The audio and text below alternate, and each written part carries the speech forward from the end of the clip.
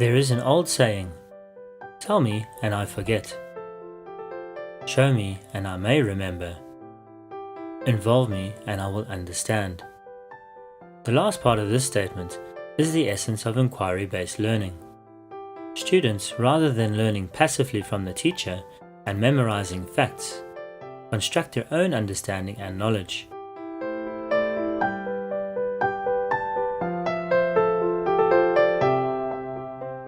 The concept of inquiry-based learning is something that all of us experience throughout our lives. Growing up, children are continually asking questions in an attempt to make sense of the world. We all want to understand the world around us or try to figure out how it works, and we do this by asking questions. For example, how are engines able to make cars move? Or why is the sky always grey in Ireland? It is our natural urge to inquire, and during this process we are continually thinking in order to make meaning. Essentially, inquiry-based learning starts with a question.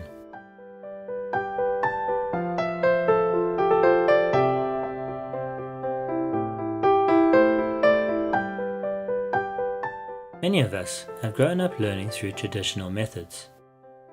In this approach, teachers act as the sage on the stage, passing on information from a textbook to the students in a step-by-step process. Success is then measured in the student's ability to recite this information with a focus on reproducing one correct answer. Inquiry-based learning is more dynamic than this, as it actively involves students in their own learning. Inquiry-based learning stems from John Dewey's constructivist theory that people construct their own understanding and knowledge of the world through experiencing things and then reflecting on those experiences. Constructivists believe that children learn best when they ask questions, investigate solutions, create new knowledge as they gather information, discuss their discoveries and experiences, and reflect on new knowledge. In other words, students' learning is not based on teacher-directed activities that stress recall, but rather they are learning the skills to synthesize, interpret, and evaluate information.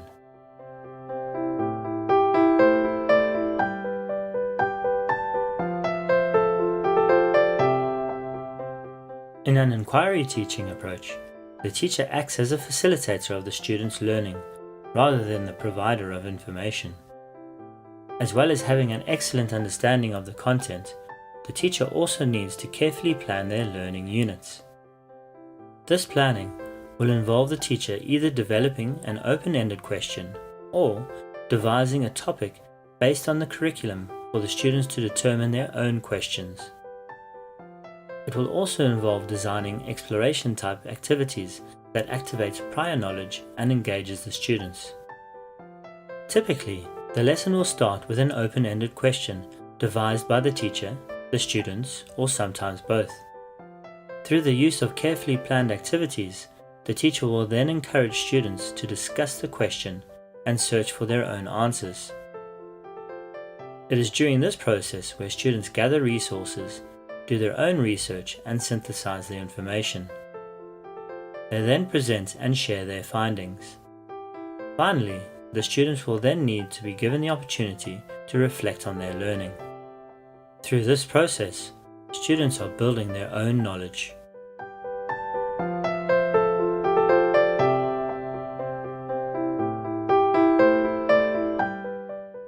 Naturally, every class is different, and the approach of the teacher will vary according to the ability of the class and the topic. Teachers are able to utilize different levels of inquiry, from a structured approach to an open inquiry. There are essentially three levels of inquiry: structured, guided, and open. A structured approach is where the teacher mainly directs the inquiry. The teacher provides a question to be investigated, and they would then provide step-by-step instructions that will help enable the students to discover the answers. These kinds of inquiries are important because they enable students to gradually develop their abilities to conduct more open-ended inquiries. It is also a good level to start for teachers who are new to inquiry-based learning. With guided inquiry, the teacher generally chooses the questions but the students would take more responsibility for establishing the direction and methods of their inquiry. The teacher plays an important role in guiding the inquiry. This could be through feedback or posing further questions that help lead the students in the right direction. In an open inquiry, the students take the lead in establishing the question and methods while the teacher takes on a supportive role. Having students ask the questions that guide their own investigations is the key to open inquiry and requires higher order thinking. It is also possible to use a combination of two types of inquiry, and this is called coupled inquiry. For example, the teacher could begin with the guided inquiry phase, followed by an open inquiry phase. If the teacher understands the different levels of inquiry, then they can vary the learning experiences according to the needs of their students.